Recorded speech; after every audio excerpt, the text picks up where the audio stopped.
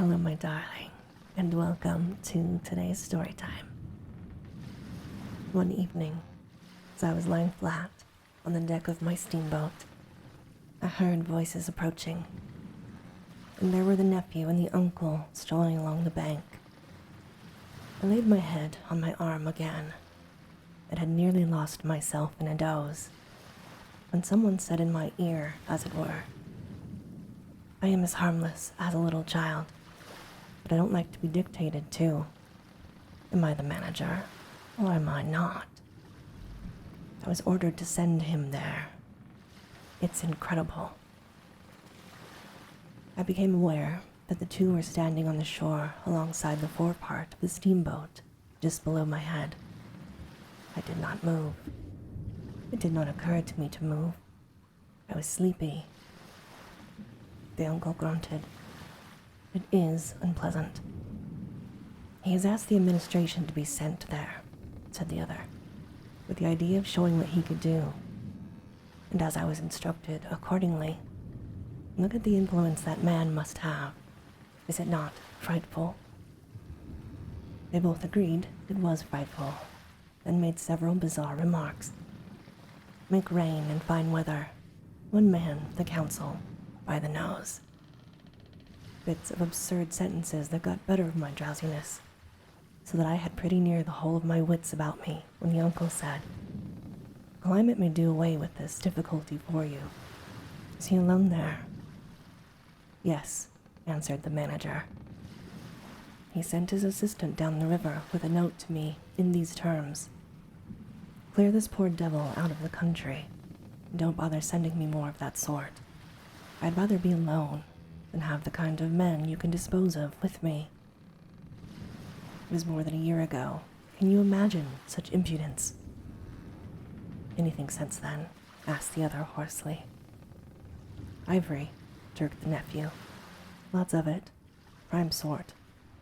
Lots. Most annoying from him." "And with that?" questioned the uncle.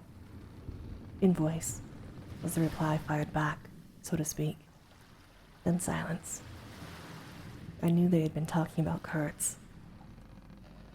I was broad awake by this time, but, lying perfectly at ease, remained still, having no inducement to change my position. "How did that ivory come all this way?" growled the elder man, who seemed very vexed. The other explained that it had come with a fleet of canoes in charge of an English half-caste clerk Kurtz had with him. But Kurtz had apparently intended to return himself, the station being by that time bare of goods and stores, but after coming 300 miles, had suddenly decided to go back, which he started to do all alone in a small dugout with 4 paddlers, leaving the half-caste to continue down the river with the ivory. The 2 fellows there seemed astounded at anybody attempting such a thing. They were at a loss for an adequate motive. As to me, I seemed to see Kurtz for the first time. It was a direct glimpse. The dugout, 4 paddling savages, and the lone white man turning his back suddenly on the headquarters, on relief and thoughts of home. Perhaps setting his face toward the depths of the wilderness, towards this empty and desolate station. I did not know the motive. Perhaps he was just simply a fine fellow who stuck to his work for its own sake. His name, you understand, had not been pronounced once. He was that man, the half-caste who, as far as I could see, had conducted a difficult trip with great prudence and pluck. He was invariably alluded to as that scoundrel. The scoundrel had reported that the man had been very ill, had recovered imperfectly. The 2 below me moved away, more than a few paces, and strolled back and forth at some little distance. I heard, "Military post, doctor, 200 miles. Quite alone now. Unavoidable delays. 9 months. No news. Strange rumors." They approached again, just as the manager was saying. No one, as far as I know, unless a species of wandering trader, a pestilential fellow snapping ivory from the natives. Who was it they were talking about now, I wondered. I gathered in snatches that this was some man supposed to be in Kurt's district, and of whom the manager did not approve. We will not be free from unfair competition till one of these fellows is hanged for an example, he said. Certainly, grunted the other. Hang him, why not? Anything can be done in this country. That's what I say. Nobody here, you understand, here, can endanger your position. And why? You stand the climate. You outlast them all. The danger is in Europe.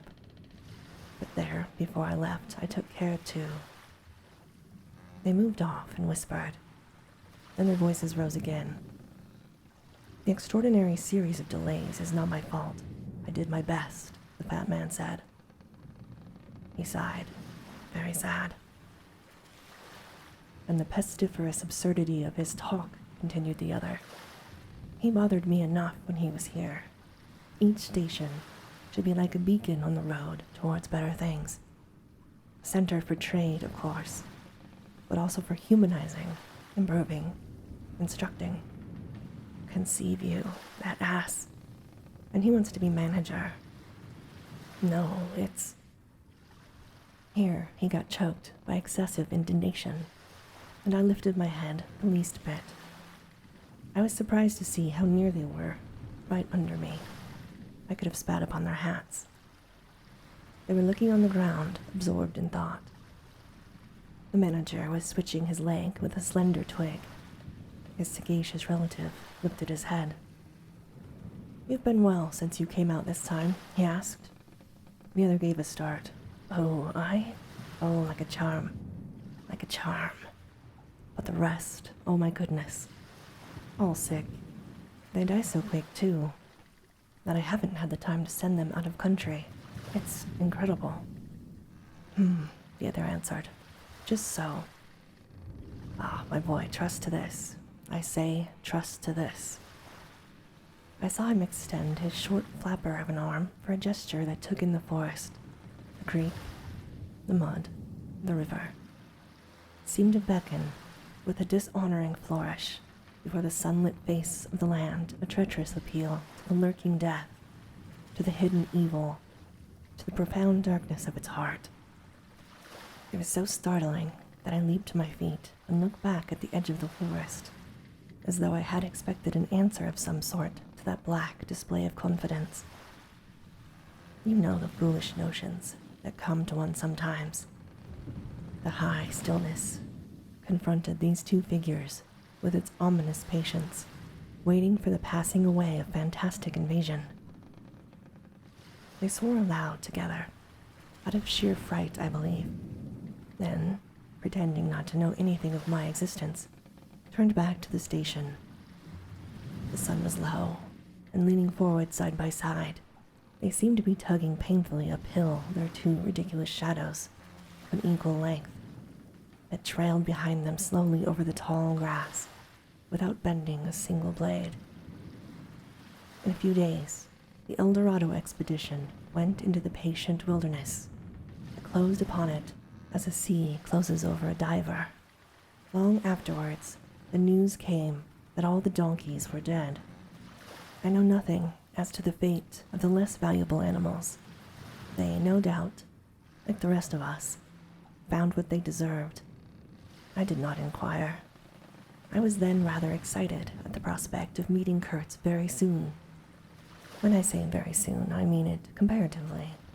It was just 2 months from the day we left the creek, when we came to the bank below Kurtz's station. Going up to that river was like traveling back to the earliest beginnings of the world, when vegetation rioted on the earth, and the big trees were kings. An empty stream, a great silence, an impenetrable forest. The air was warm, thick, heavy, sluggish. There was no joy in the brilliance of sunshine. The The long stretches of the waterway ran on, deserted, into the gloom of overshadowed distances. On silvery sandbanks, hippos and alligators sunned themselves side by side. The broadening waters flowed through a mob of wooded islands. You lost your way on that river, as you would in a desert, and butted all day long against shoals, trying to find the channel, till you thought yourself bewitched and cut off forever from everything you had ever known, once, somewhere, far away. In another existence, perhaps. There were moments when one's past came back to one, as it will sometimes when you've not had a moment to spare for yourself. But it came in the shape of unrestful and noisy dreams, remembering with wonder almost the overwhelming realities of this strange world of plants, water, silence, strangeness. And this stillness of life did not in the least resemble a peace.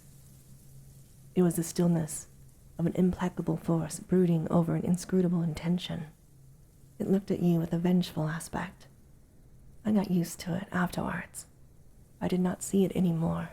I had no time. I had to keep guessing at the channel. I had to discern, mostly by inspiration, the signs of hidden banks. I watched for sunken stones. I was learning to clap my teeth smartly before my heart flew out when I shaved by a fluke some infernal sly old snag that would have ripped the life out of the tin pot steamboat and drowned all the pilgrims. I had to keep a lookout for the signs of dead wood we could cut up in the night for the next day's steaming. When you have to attend to things of that sort, to the mere incidents of the surface, the reality, I tell you, fades. The inner truth is hidden, luckily. But I felt it all the same. I felt often its mysterious stillness watching me at my monkey tricks, just as it watches you fellows performing your respective tightropes for, what is it, half a crown a tumble? Try to be civil, Marlowe, growled a voice, and I knew there was at least one listener awake besides myself. I kept talking. I beg your pardon. I forgot the heartache which makes up the rest of the price. And indeed, what does the price matter if the trick be well done? You do your tricks very well. And I don't do badly either, since I managed not to sink that steamboat on my first trip. It's a wonder to me yet. Imagine a blindfolded man set to drive a van over a bad road. I sweated and shivered over that business considerably, I can tell you. After all, for a seaman, to scrape the bottom of the thing that's supposed to float all the time under his care is the unpardonable sin.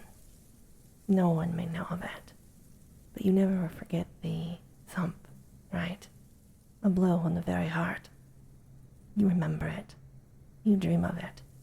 You wake up at night and you think of it years after, and go hot and cold all over. I don't pretend to say that steamboat floated all of the time. More than once she had to wade for a bit, with 20 cannibals splashing around and pushing.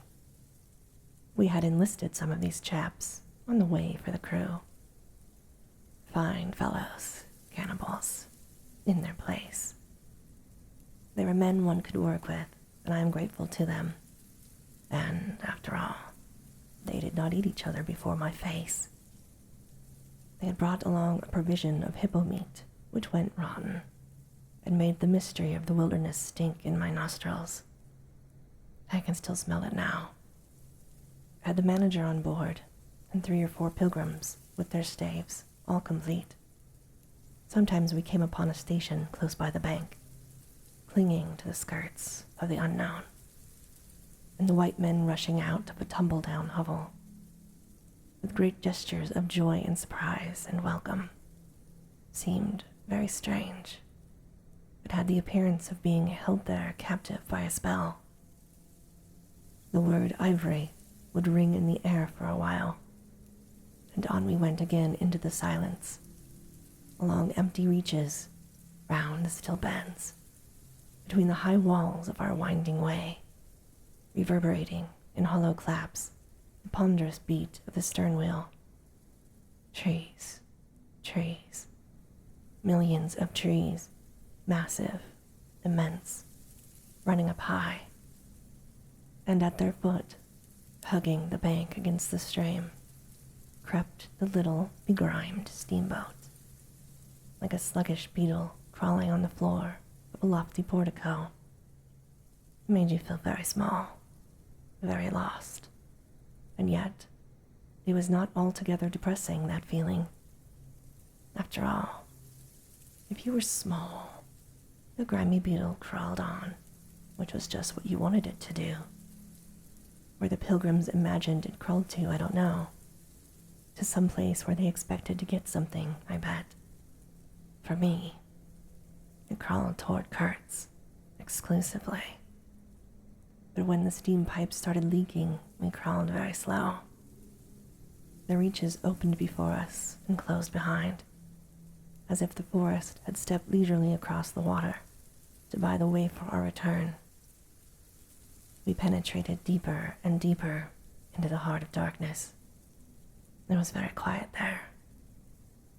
At night, sometimes, the roll of drums behind the curtain of trees would run up the river and remain sustained faintly, as if hovering in the air high over our heads, till the first break of day.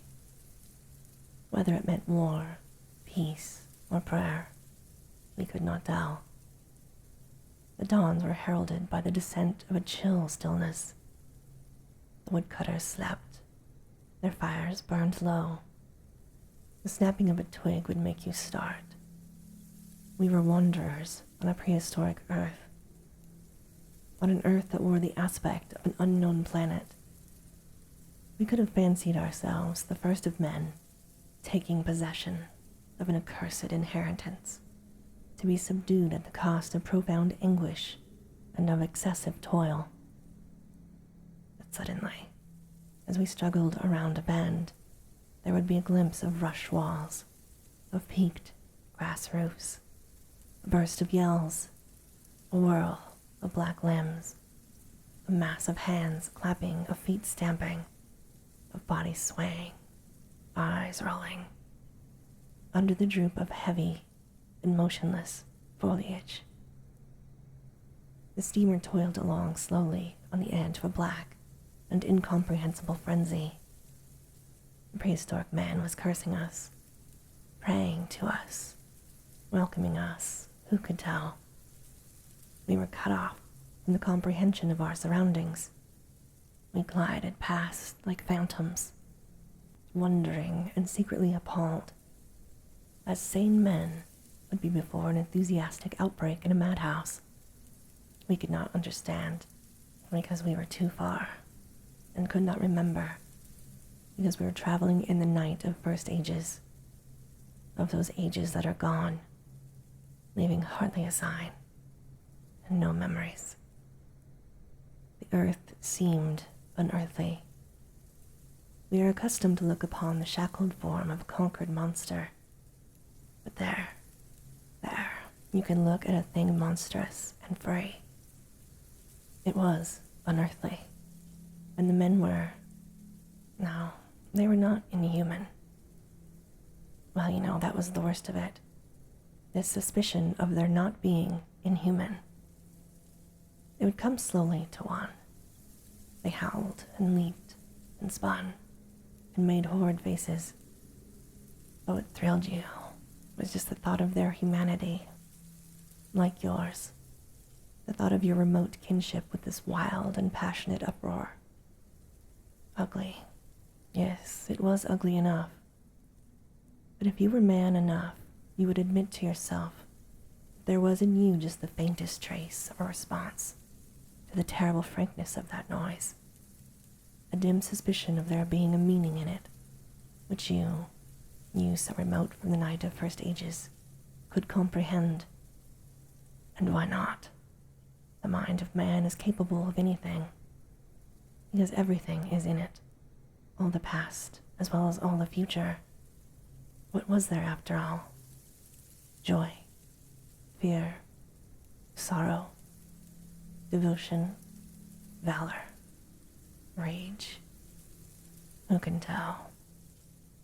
But truth stripped of its cloak of time.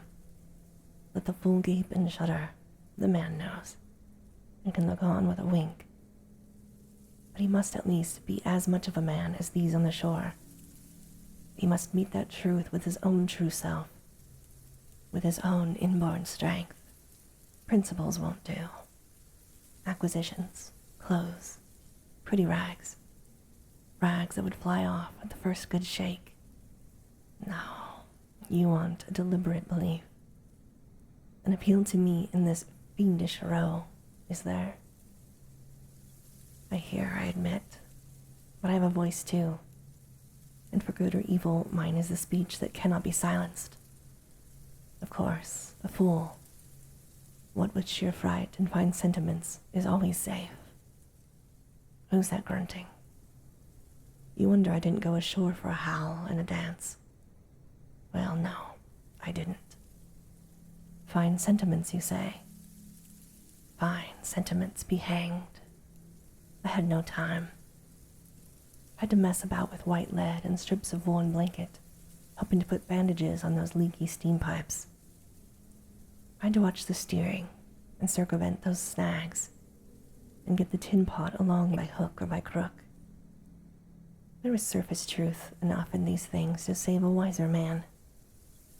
In between whiles, I had to look after the savage who was fireman.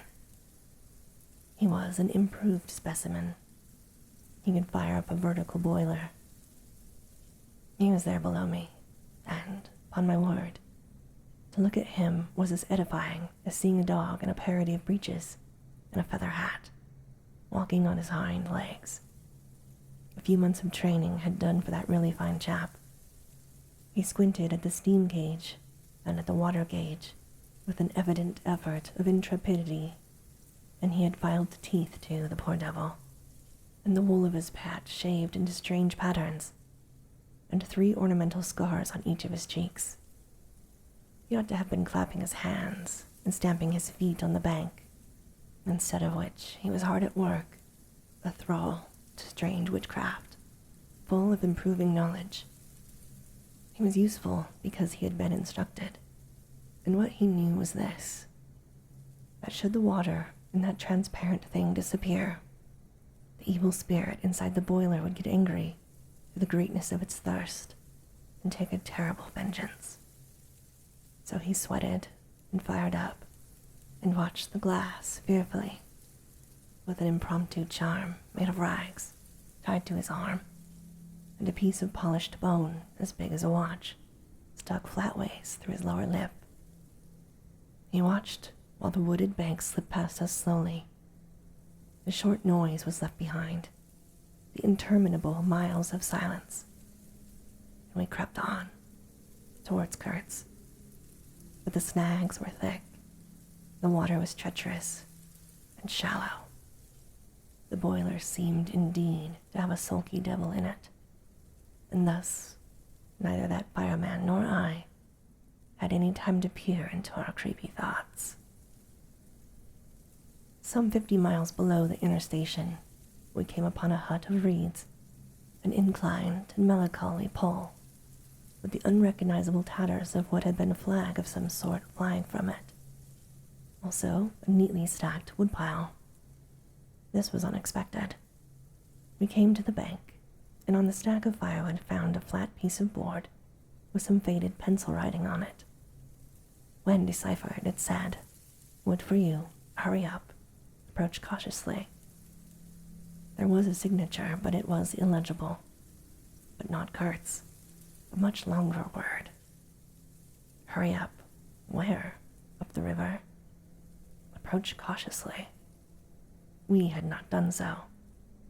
But the warning could not have been meant for the place where it could only be found after approach. Something was wrong above us. But what, and how much? That was the question. We commented adversely upon the imbecility of that telegraphic style. The bush around said nothing, and would not let us look very far either. A torn curtain of red twill hung in the doorway of the hut and flapped sadly in our faces. The dwelling was dismantled, but we could see a white man had lived there not very long ago. There remained a rude table, a plank on 2 posts.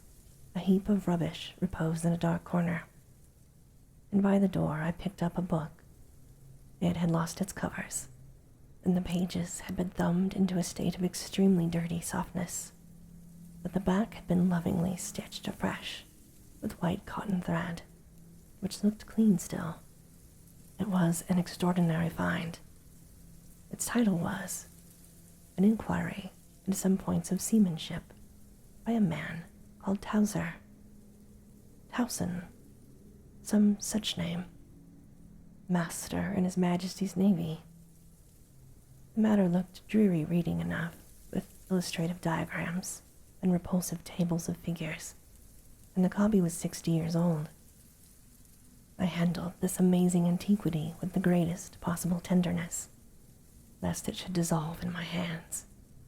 Within, Towson or Towser was inquiring earnestly into the breaking strain of ships' chains and tackle, and other such matters. Not a very enthralling book, but at the first glance, you would see a singleness of intention, an honest concern for the right way of going to work, which made these humble pages, thought out so many years ago, luminous with another than a professional light. The simple old sailor, with his talk of chains and purchases, made me forget the jungle and the pilgrims. It was a delicious sensation of having come upon something unmistakably real. Such a book being there was wonderful enough, but still more astounding were the notes penciled in the margin and plainly referring to the text. I couldn't believe my eyes. They were in cipher. Yes, it looked like cipher. Fancy a man lugging with him a book of that description into this nowhere and studying it and making notes, in cipher at that. It was an extravagant mystery. And this, my darling, ends our story time for today. As always, I hope that you have very sweet and creepy dreams.